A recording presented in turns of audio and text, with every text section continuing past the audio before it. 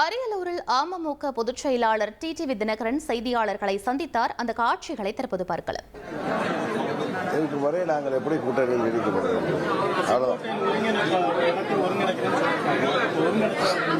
ஒருங்கிணைப்பு நடந்தால் நல்லதுதான்.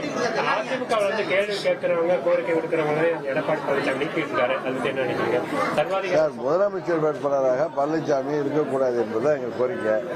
அதுல இருந்து நீங்க எல்லாம் புரிஞ்சுக்கணும். நானும் உங்க மாதிரி தொலைக்காட்சியில பார்த்தேன்.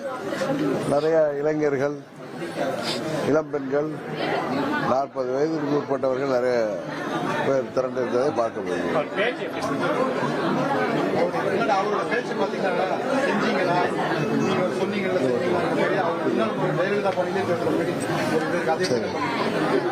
அப்படி பார்க்கல. அதனால அம்மாவை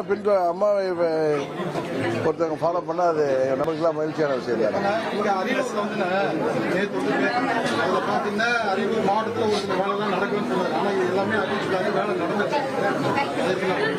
தெரியல, அவருக்கு தெரியாம இருந்திருக்கலாம்.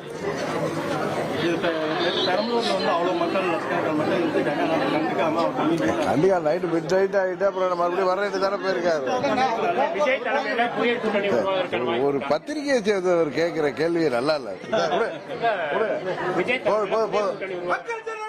அரியலூரில் அமமுக பொதுச் செயலாளர் டிடிவி தினகரன் சற்று முன் செய்தியாளர்களை சந்தித்தார். அந்த காட்சிகளை நாம் பார்த்தோம். இனி செல்லும் இடமெல்லாம் செய்தி.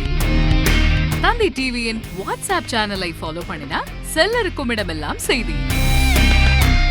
இதோ QR கோட் இப்பவே ஸ்கேன் பண்ணுங்க, ஃபாலோ பண்ணுங்க.